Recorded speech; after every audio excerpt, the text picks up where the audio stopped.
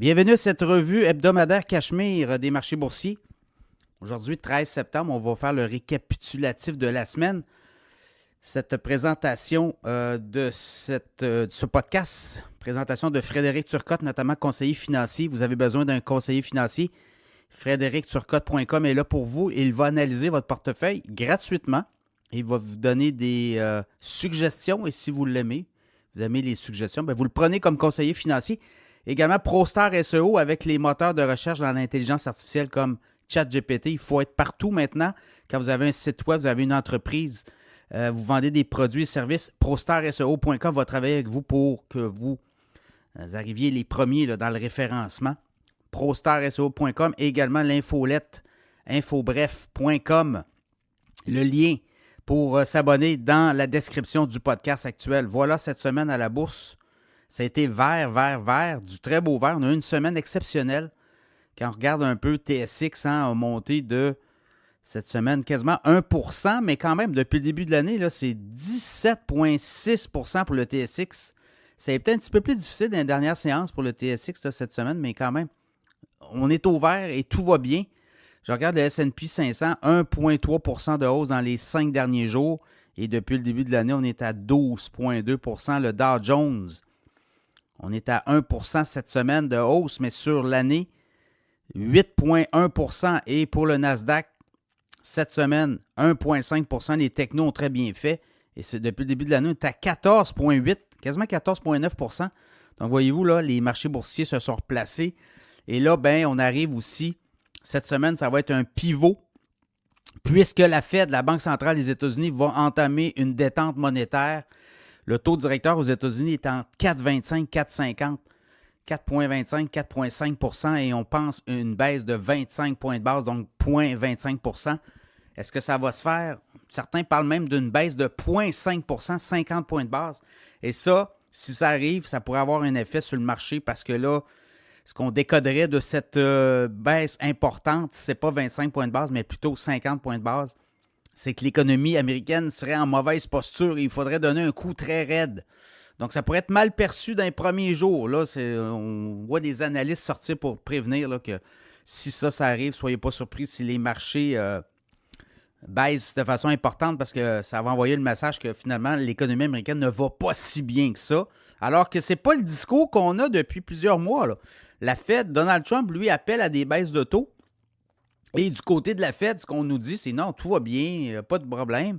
Et là, si on arrivait avec un 50 points de base comme ça, radicalement, ça pourrait inquiéter certains investisseurs et peut-être déclencher des ventes massives. Ça va être à surveiller. La Banque du Canada aussi va baisser son taux directeur. On s'attend à 25 points de base. L'économie canadienne n'est pas celle des États-Unis. Là, actuellement, elle est très mal en point. Oui, on a résisté tant bien que mal aux tarifs, mais on sent qu'il faut donner un petit coup, il faut donner de l'aide. Non seulement aux entreprises, mais aux ménages aussi qui renouvellent leurs hypothèques.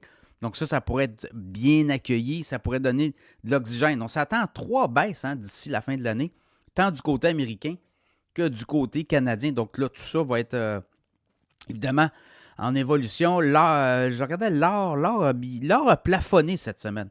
On était à 2631, on était à 2641. Donc cette semaine, on a fait beaucoup de surplace. Le pétrole a bien fait, oui. On était à 60, je regarde là vite, on était à 62,16. On est monté à 64 $ quasiment. Là, on est à 62,69. Évolue beaucoup en volatilité selon les nouvelles du jour. L'histoire de la Pologne, la Russie aussi. Là.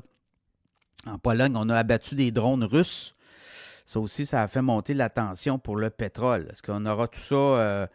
Là, pour l'instant, puis l'OPEC Plus a augmenté sa production, donc il n'y aura pas de problème de pétrole et ça laisse la marge de manœuvre pour Trump pour avoir justement une inflation qui ne s'accélère pas. Si on avait un baril de pétrole à 80-90 $, ben aux États-Unis, l'essence augmenterait. Au Canada aussi, ça donnerait de l'inflation plus élevée.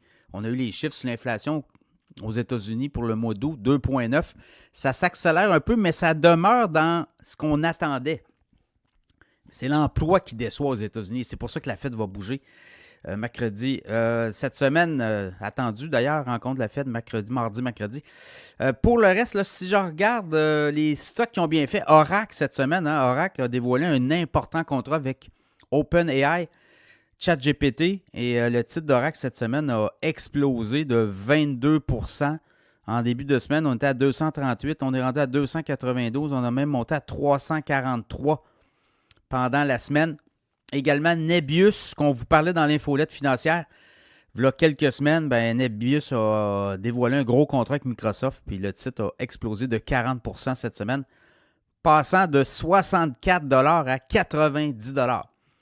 Voilà, ça résume un peu ce qui s'est passé cette semaine. Évidemment, là, il y a des problèmes en France. Vous avez vu, il y a un gouvernement qui est tombé parce qu'on n'est pas capable de s'entendre. Les Français sont prêts avec de lourds déficits et également des dettes, une dette colossale. La cote de la France a été révisée à la baisse aussi. On était à AA-, AA, double A, et là, on a été rabaissé d'un cran. Donc, ça pourrait causer des problèmes là, pour le financement de la dette et surtout des déficits pour la France dans les prochaines années. Alors voilà, c'est ce qu'on voit cette semaine. Semaine prochaine, baisse de taux. Ça devrait être très bon pour les marchés. Et comme on dit, si on a 50 points de base, ça pourrait donner un coup aussi à la baisse parce que les gens vont être inquiets de l'économie américaine et on devra expliquer tout ça. Évidemment, la Fed est bonne pour nous expliquer tout ça de long en large. Ça sera évidemment une semaine très, très intéressante pour les investisseurs à la bourse.